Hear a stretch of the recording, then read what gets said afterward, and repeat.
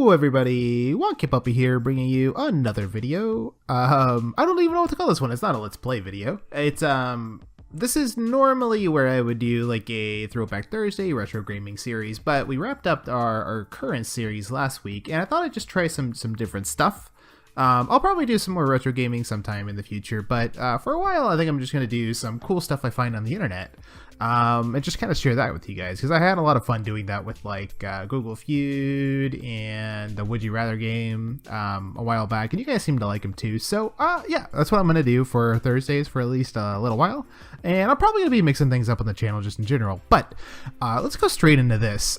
So I saw this online earlier this week, and I'm really excited to do this with you guys. I am a major Harry Potter fan. It was one of the really big series that was coming out as I was growing up, and I read all the books and went to all the movies, and I actually like camped out for the first movie premiere and everything. I was super into it. I still am. I still really like it. I have all the movies and I watch them all the time. So I'm a major dork for this kind of stuff. So if you're not familiar with this, there's a website called Pottermore, which is run by whatever J.K. Rowling's company is now. And it's just got tons and tons and tons of information on it about like so much about the backstory. She's provided so much information about just deeper understanding and knowledge about the world around Harry Potter. So it's kind of cool. But on it, you can create a profile. And when you create a profile, you can do these quizzes to be sorted into your house at Hogwarts. Find out what your Patronus is and discover what your wand is. There's also one for sorting into the American house, whatever this is called, Ilvermorny. I don't know what it is. I'm not super into that one, but let's do these three and see what happens. And yeah, you guys can leave me a comment. Let me know if you want to do the other ones. But let's go through and do this. Okay. I don't want to read the story. You all know the story of the Sorting Hat, right? Of course. So, forest or river? We're gonna go with forest. Select forest. 4 boxes are placed before you. Which would you try to open? The small tortoiseshell box embellished with gold, inside which some small creature seems to be squeaking. The gleaming jet black box with a silver locking key, marked with a mysterious rune that you know to be the mark of Merlin. The ornate gold casket standing on clawed feet, whose inscription warns that both secret knowledge and unbearable temptation lie within. The small pewter box, unassuming and plain, with a scratched message upon it that reads, "I open only for the worthy." I would do this one, the small tortoiseshell box, embellished with gold, inside with some small creature seeming to be squeaking. Mostly because I want to let whatever it is out. I feel really bad for it. Let's see. Given the choice, would you rather invent a potion that would guarantee you love, glory, wisdom, or power? Ooh, so it's definitely between wisdom and power for me, but I think wisdom, because any of these other things without wisdom are foolhardy, in my opinion. I'd rather be wise and have nothing than have everything and not know what I have. How about that? Okay, a troll has gone berserk in the headmaster's study at Hogwarts. It's about to smash, crush, and tear several irreplaceable items and treasures. In which order would you rescue these objects from the Trolls Club if you could? First, a nearly perfected cure for dragonpox, then student records going back 1,000 years, finally a mysterious handwritten book full of strange runes. First, student records going back 1,000 years, then a mysterious handwritten book full of strange runes, finally a nearly perfected cure for dragonpox. Well, okay, so I don't have the context. Like, how big of a deal is dragonpox? First, a mysterious handwritten book full of strange runes. That could be completely... I mean, it says they're all irreplaceable. But it's like... How irreplaceable is this? This could cure way more things, right? And then a nearly perfected cure for dragonpox. Then finally, student records going back 1,000 years. So this is like, how important is stuff that has potential to you, stuff that has real value to you, or stuff that has historical significance to you but has no real value? That's what they're asking about. So I think for me, I would go based on utility, right? So I would say, okay, the thing that's most useful, I would say first. The thing that's and then I'd work down from there. The thing that's least useful would be last. I think the student records are the least useful things.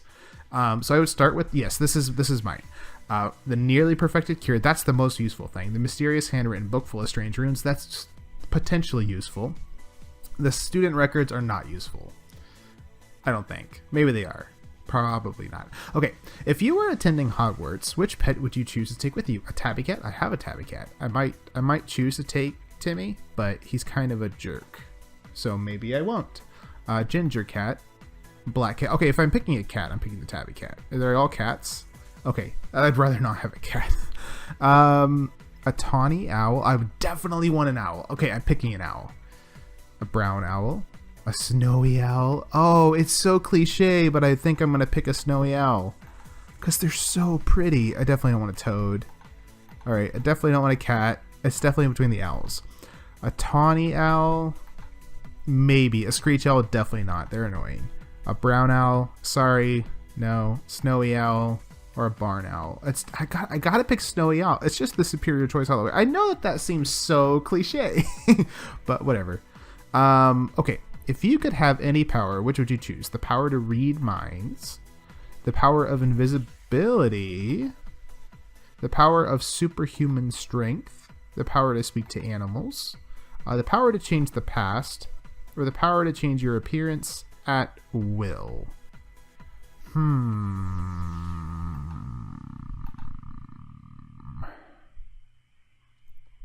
Which one of these would be the most beneficial? Power to read minds, that is definitely a double-edged sword. That's not the most tempting one for me. The power of invisibility could be tempting if you want to be really sneaky, but I don't know. I don't think so. Power of superhuman strength, again, that one could be useful in certain circumstances, but it would also be like really inconvenient in other circumstances. So I don't know. I'm not feeling that one. Power to speak to animals, that one I really would love to have, but I don't know how useful it is. You know what I mean? Like, how much value does that have? And I was gonna pick that one until this one came up. The power to change the past. Now that one is very significant. You could do anything. Like, nothing bad would happen. I have to do that. Okay. A muggle confronts you and says that they are sure you are a witch or a wizard. Do you? Ask them what makes them think so. Agree, and ask them whether they like a free sample of a jinx. Agree, and walk away, leaving them to wonder whether you are bluffing. Tell them you are worried about their mental health and offer to call a doctor. Ask them what makes them think so. Okay, so me, it's the confusion one. That's the one I would definitely do. Left or right? I'm gonna go left. Gryffindor. Congratulations on being sorted into Gryffindor. Share your house. No thanks. Okay, so obviously I secretly wanted to be Gryffindor. I'm glad I am, but yeah, I'm happy with that. I know it's cliche. Like, I didn't try to get put into Gryffindor, but I did answer those questions honestly. So go me. Let's see. Discover your Patronus. Okay, now let's discover our Patronus. Let's see what our little animal friend's going to be that protects us from the mean Dementors. Oh, look, a fire. Hooray. Oh, better with headphones. Does that mean that there's actually going to be game audio in this now? Oh, there's audio. Yay. Oh, this is exciting. We're in a forest. There's a stag. Oh, this is much more than I thought it would be. I like this. The Patronus is a kind of positive force, a projection of the very thing that Dementor feeds upon. Hope, happiness, the desire to survive. Remus Lupin. I was sad when Lupin died. Oh, spoiler if you haven't watched the movies. Sorry. Discover your Patronus. Okay, you watch the movies if you're watching this. I don't feel bad. They've been out for forever. It's not my fault. You can only discover your Patronus once the questions are timed. 60 with your instincts. Oh, okay. You can only discover your Patronus once the questions are timed. Go with your instincts. Okay, so it doesn't want me to think it through. Relax. Think of your happiest moment.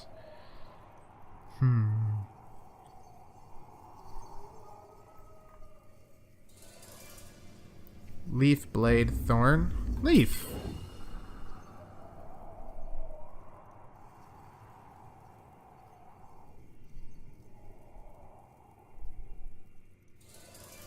Rough or smooth? Smooth. My happy moments are not mean.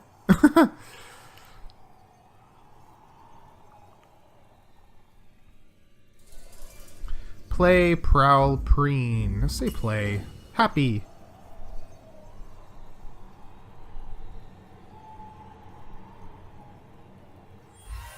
What's going on? Oh, did they already have it?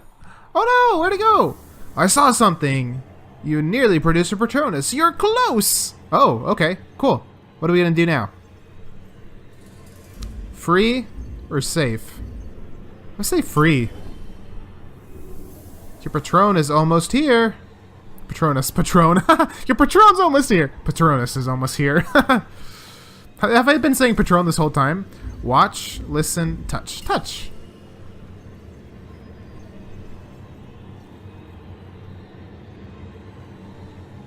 Is this it? What is it? I'm so excited. What is it?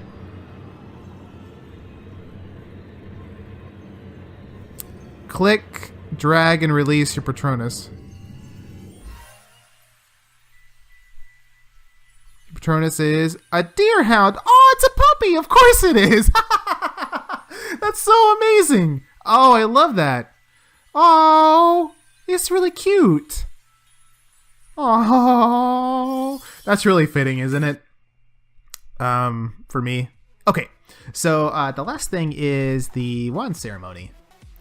Okay, so let's see the wand ceremony. Take your time and answer honestly. Your answers are final. Okay, so this time I am taking my time. Okay, this is like the other one. Okay, got it. To ensure we find the perfect wand for you, it's very important that you answer the following questions honestly. First of all, would you describe yourself as average height, short, tall, or average height? Okay, so I am tall. I'm a little over 6 foot, so that makes me tall. Let's see. And your eyes. Dark brown, black.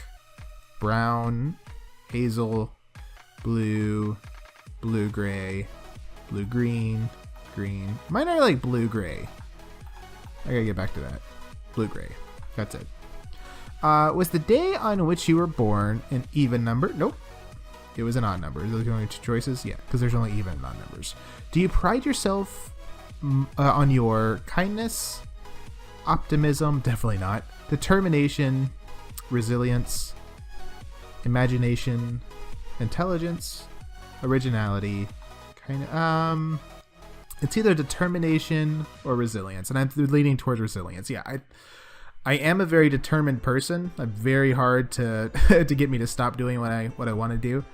But I think my resilience is what I personally take pride in, because I had a very rough childhood, and I've done pretty well with myself, I think. So yeah, I definitely take pride in my resilience. Traveling alone down a deserted road, you reach a crossroads. Do you continue left towards the sea, ahead towards the forest, or right towards the castle? Walking alone in a deserted road. I don't think I would go to the castle. I think I'd go to the sea. I like beaches. Do you fear fire, darkness, isolation? I don't fear isolation. Small spaces, heights. Okay, so it's either fire or darkness. So fire doesn't really creep me out, but darkness, like if I'm in darkness, it definitely creeps me out. Of those things, the thing that makes me feel the most uncomfortable is definitely darkness.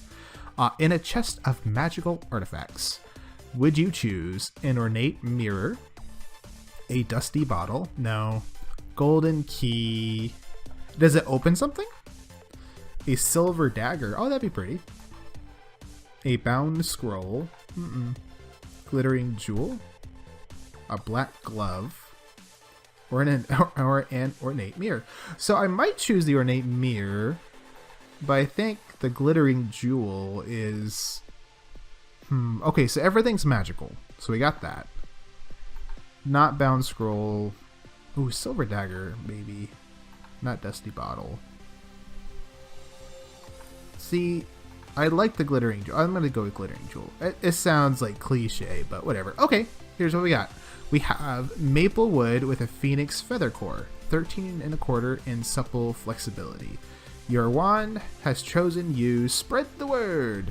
Okay, let's see more about my wand. Let's find out. Let's read a little bit about what this is. Maple. I have often found that those chosen by maple wands are by nature travelers and explorers. They are not stay-at-home wands and prefer ambition in their witch or wizard. Otherwise, their magic grows heavy and lackluster. Fresh challenges and regular changes of scene cause this wand to literally shine, burnishing itself as it grows with its partner in ability and status. This is a beautiful and desirable wood, and wand quality. And wand quality maple has been among the most costly for centuries. Possession of a maple wand has long been a mark of status because of its reputation as the wand of high achievers. Well, that's nice, isn't it? I bet they're all flowery. I'm sure everything about this is super flattering, but still. That's me not being optimistic, like we talked about earlier. Phoenix. This is the rarest core type. Phoenix feathers are capable of the greatest range of magic, though they may take longer than either unicorns or dragon cores to reveal this. They show the most initiative, sometimes acting on their own accord, a quality that many witches or wizards dislike. Phoenix feather wands are always the pickiest when it comes to potential owners, for the creature from which they were taken is one of the most independent and detached in the world. Well, that fits me.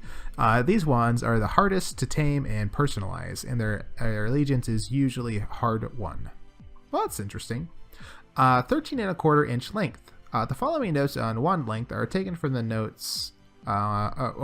The following notes on wand length are taken from notes on the subject by Mr. Garrick Ollivander, wandmaker. Most wands will be in the range of between 9 and 14 inches, while I have sold extremely short wands, 8 and under, and very long wands, over 15 inches. They are exceptionally rare. In the latter case, a physical peculiarity demanded the excessive wand length. However, abnormally short wands usually select those in whose character something is lacking, rather than because they are physically undersized. Many small witches and wizards have chosen longer wands. Or chosen by longer wands. I was like, that doesn't match what he normally says. Supple flexibility. The following notes on wand flexibility are taken from notes on the subject of Mr. Garrick Ollivander, wandmaker.